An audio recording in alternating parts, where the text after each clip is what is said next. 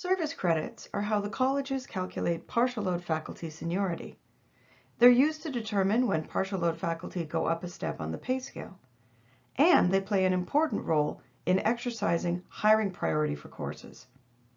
Let's have a closer look at what your service credits can do for you and how to calculate them yourselves to make sure they're correct. Some important changes have been made to the way service credits are calculated. Article 26, Section 10C, explains a major gain in the strike of 2017.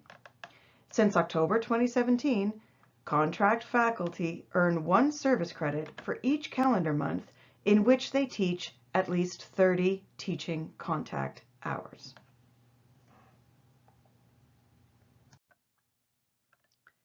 Further gains were made in the Kaplan Award, released in September of 2022.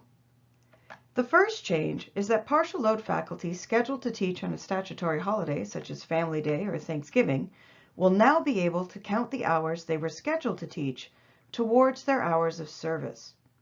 Prior to fall 2022, being scheduled on a statutory holiday meant losing those teaching contact hours in your service calculation. The second important change is that the threshold for earning a service credit has moved from 30 teaching contact hours per month to 28. This is important as faculty who taught 7-hour contracts in the past would rarely, if ever, earn service credits.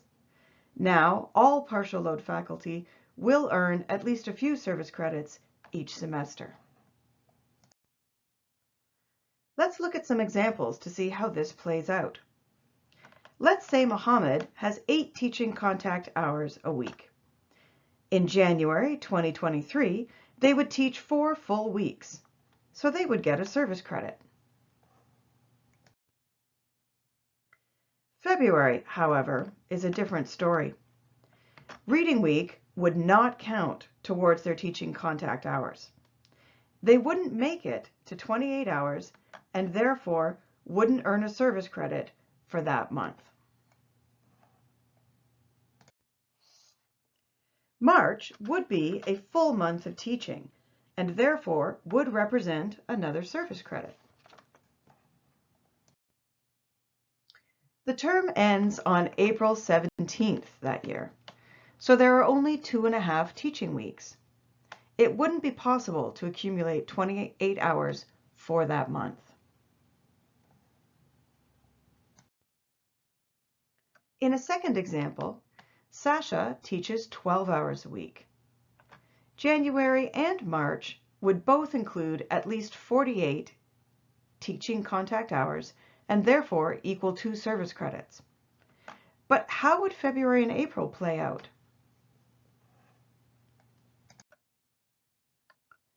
Despite the reading week, Sasha would likely accumulate at least 28 teaching contact hours in February and therefore earn a service credit.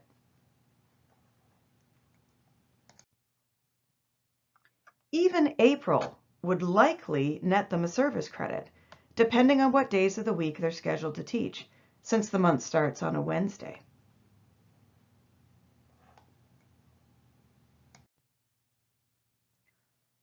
This shows us why service credits are important. As we can see here, if Mohammed had a similar workload in all 3 terms, they might only earn 6 service credits a year. Sasha, on the other hand, could earn up to 12 service credits. This is potentially long-term consequences that can really hold Mohammed back over the years. Partial load faculty gain a step on the salary grid for every 10 service credits, but at this rate, they'd only get a pay raise every 2 years. Sasha, on the other hand, would be virtually guaranteed a raise every year. In addition, Mohammed would progressively lose ground to Sasha in terms of hiring priority each term. Given how important service credits are, there are a few things partial load faculty should do to advocate for themselves. Make sure the college has the correct number of service credits for you. The collective agreement stipulates that the college must post seniority lists each year. The list typically comes out January 31st and must be posted in a public place, such as the mailroom. It's also often posted electronically. The next section states that partial load faculty have 2 weeks to check and contest their service credits. If those 2 weeks expire, the college considers their number to be correct and will not use another number to calculate your pay or your hiring priority, even if it's wrong. If the list isn't posted in your mailroom, you can also find it on our website at www.opsu562.org by clicking on Members, Partial Load Professors, and Seniority Lists. We also keep lists from the previous few years on our website for your reference. All partial load faculty should also keep a record of your service credits for the current academic year. That way, you'll know exactly when to ask for your step increase if you don't see it reflected in your pay.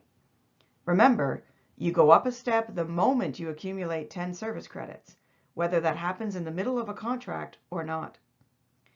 You can also use the lists and your knowledge of your own seniority to make sure you've been offered the courses and number of teaching contact hours required by the partial load registry. The registry is too complicated to explain in detail in this video, but if you need any further information about it, please don't hesitate to contact us. You can find us at the Union office, open from 9:30 to 4:30 every day in F105 at the North Campus, and on most Tuesdays between noon and 2 in A116A at the Lakeshore Campus. Or you can get in touch via email. All stewards and officers have union email addresses listed on the locals website, www.opsu562.org, under the Contacts tab. We're always happy to hear from you. Thank you for watching and for being willing to advocate for your rights under our collective agreement. Remember, our collective agreement is only as powerful as our willingness to collectively enforce it.